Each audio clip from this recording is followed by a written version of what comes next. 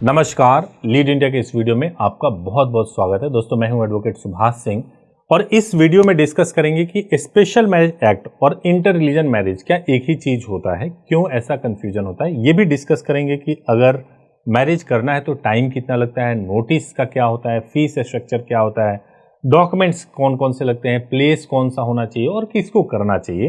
अमूमन आपने थोड़े थोड़े इन्फॉर्मेशन कई जगह से सुने होंगे, लेकिन इस वीडियो में आपको कंप्लीट इन्फॉर्मेशन मिलेगा।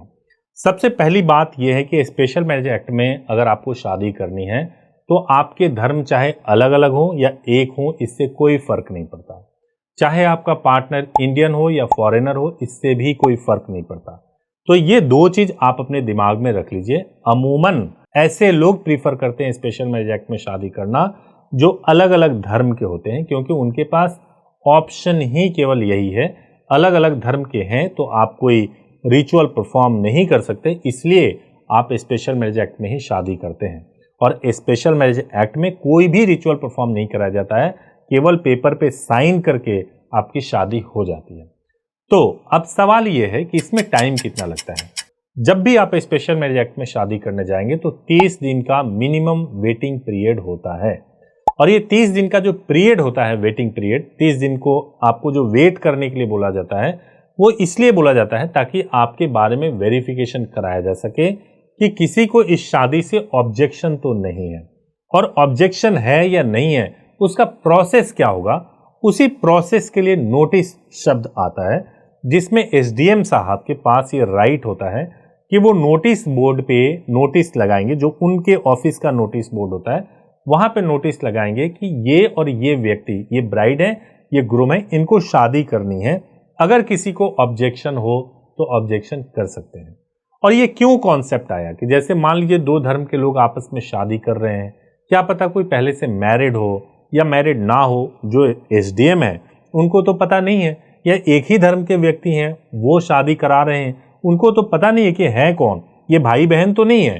तो इसीलिए नोटिस बोर्ड पे नोटिस चिपकाया जाता है कि कोई भी व्यक्ति अगर वैलिड रीजन के साथ में ऑब्जेक्शन करेगा, अंडर द लॉ ऑब्जेक्शन करेगा, तो उसके ऑब्जेक्शन को जो एसडीएम ऑफिस है वो रिसीव करेगी और उस पर आगे की कार्रवाई करेगी।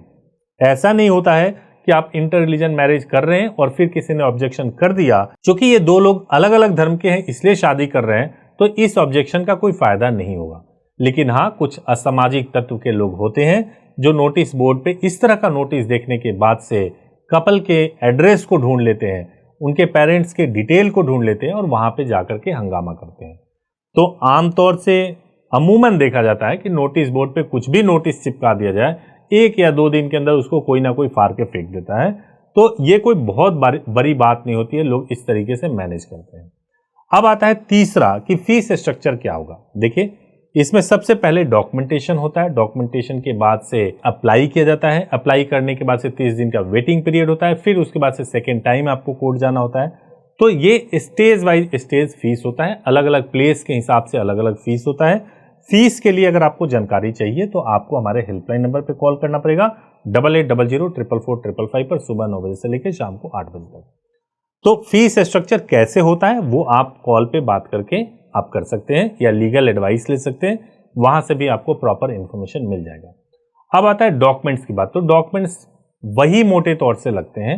डॉक्यूमेंट्स में आपके पास में बर्थ प्रूफ के लिए बर्थ सर्टिफिकेट या 10वीं की मार्कशीट कुछ भी होना चाहिए, आधार कार्ड होना चाहिए, पैन कार्ड या voter ID as a ID proof में होना चाहिए।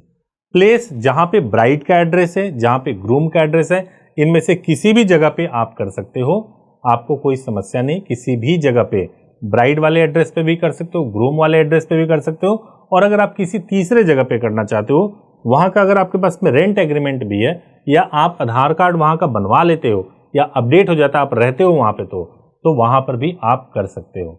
अब लास्ट में एक सवाल आता है जो सबसे ज्यादा पूछा जाता है, किसको करना चाहिए और नोटिस मैनेज होगा या नहीं होगा।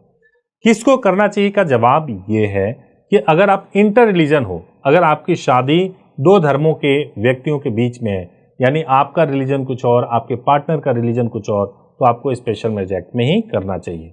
और कहाँ करना चाहिए ये आप हेल्पलाइन नंबर पे बात करेंगे तो हम बेहतर गाइड कर पाएंगे।